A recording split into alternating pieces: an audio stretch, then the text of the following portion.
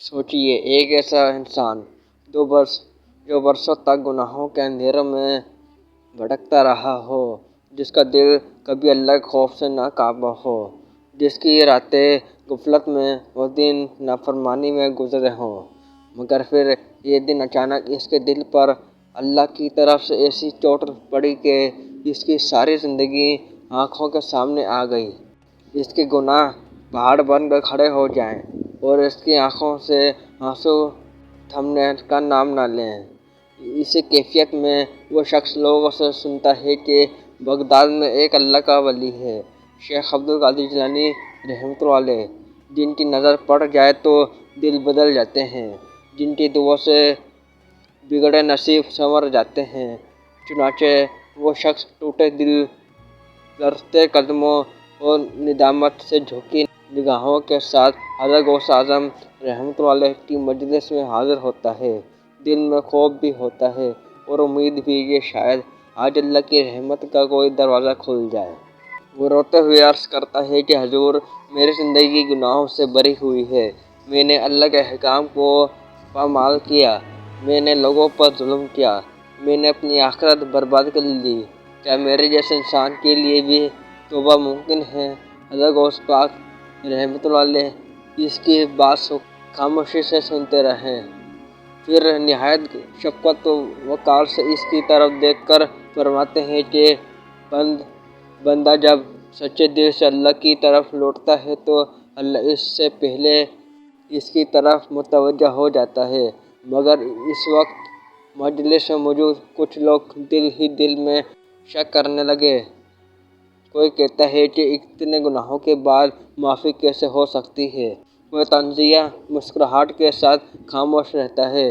تب حضرت غوث اعظم رحمۃ اللہ علیہ اللہ پر کامل یقین کے ساتھ اٹھتے ہیں اور سب کو دریا کے کنارے لے جاتے ہیں، اس شخص کا ہاتھ تھامتے ہیں اور اللہ کے حکم سے پانی پر قدم رکھ دیتے ہیں۔ دریا کی موجیں تھم جاتی ہیں، پانی زمین کی طرف ٹھوس ہو جاتا ہے اور لوگوں کی آنکھیں حیرت سے پھٹی کی پھٹی رہ جاتی ہیں۔ حضرت غوث پاک رحمۃ اللہ علیہ اسی لمحے فرماتے ہیں کہ اے لوگو، جس رب نے موسیٰ کے لیے سمندر کو راستہ بنا دیا، جس رب نے ابراہیم کے لیے آگ کو ٹھنڈا کر دیا، وہ رب سچی توبہ کرنے والے کے گناہوں کو کیوں نہیں مٹا سکتا؟ یہ کرامت بندے کی نہیں بلکہ اللہ کی رحمت کی نشانی ہے۔ اور پھر آپ اس آیت کی عملی تفسیر بن جاتے ہیں، جہاں اللہ تعالیٰ فرماتا ہے، یعنی اے میرے بندو، جنہوں نے اپنی جانوں پر زیادتی کی، اللہ کی رحمت سے نا امید نہ ہو۔ اور یہی بات نبی کریم صلی اللہ علیہ وسلم نے بھی فرمائی ہے کہ گناہوں سے سچی توبہ کرنے والا ایسا ہو جاتا ہے جیسے اس نے کبھی گناہ کیا ہی نہیں ہو۔ یہ منظر دیکھ کر وہ گناہگار شخص وہیں زمین پر گر جاتا ہے، اس کا دل ٹوٹ کر اللہ کے سامنے جھک جاتا ہے۔ جب وہ اٹھتا ہے تو وہ پہلے والا انسان نہیں رہتا، اس کی زبان ذکر میں مصروف، اس کی آنکھیں نم اور اس کی زندگی اللہ کی اطاعت میں بدل جاتی ہے۔ حضرت غوث اعظم رحمۃ اللہ علیہ کے ذریعے اللہ نے یہ پیغام دے دیا کہ بندے کی واپسی ایک قدم ہو تو رب کی رحمت سمندر بن کر اس کے استقبال کو آتی ہے۔ دریا کے کنارے پیش آنے والا یہ منظر صرف ایک لمحے کا واقعہ نہیں تھا، بلکہ کئی دلوں کی قسمت بدلنے کا سبب بن گیا۔ جو لوگ پہلے شک میں مبتلا تھے، اب ان کے دلوں پر خوف خدا طاری ہو چکا تھا، آنکھیں نم تھیں اور زبانیں خاموش، کیونکہ انہوں نے اپنی آنکھوں سے اللہ کی رحمت کو حرکت میں دیکھا تھا۔ وہ گنہگار شخص جو ابھی کچھ دیر پہلے اپنے ماضی کے بوجھ تلے دبا ہوا تھا، اب غوث اعظم رحمۃ اللہ علیہ کے قدموں میں بیٹھتا ہچکیاں لے کر رو رہا تھا۔ وہ بار بار یہی کہہ رہا تھا کہ یا اللہ، آج تو نے مجھے نئی زندگی دے دی۔ حضرت غوث پاک نے اسے اپنے قریب بٹھایا اور نہایت محبت سے سمجھایا کہ توبہ صرف زبان سے نہیں بلکہ دل، عمل اور نیت سے ہوتی ہے۔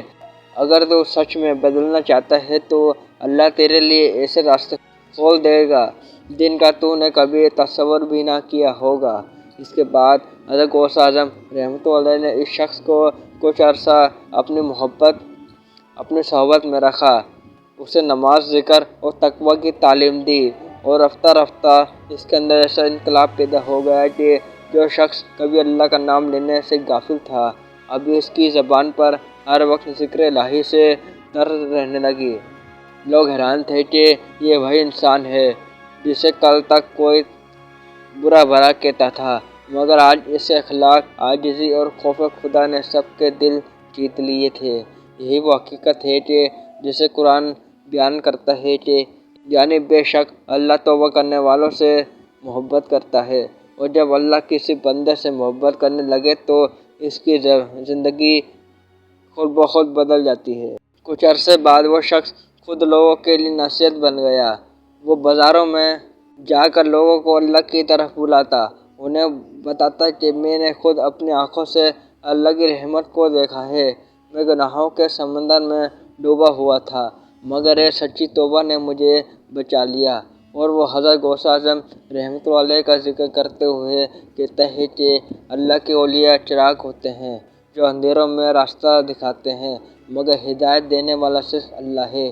اس کے باتوں میں وہ اثر تھا کہ سخت دل بھی نرم ہو جاتے ہیں، کیونکہ وہ علم کی بات نہیں بلکہ تجربے کی بات کر رہا تھا۔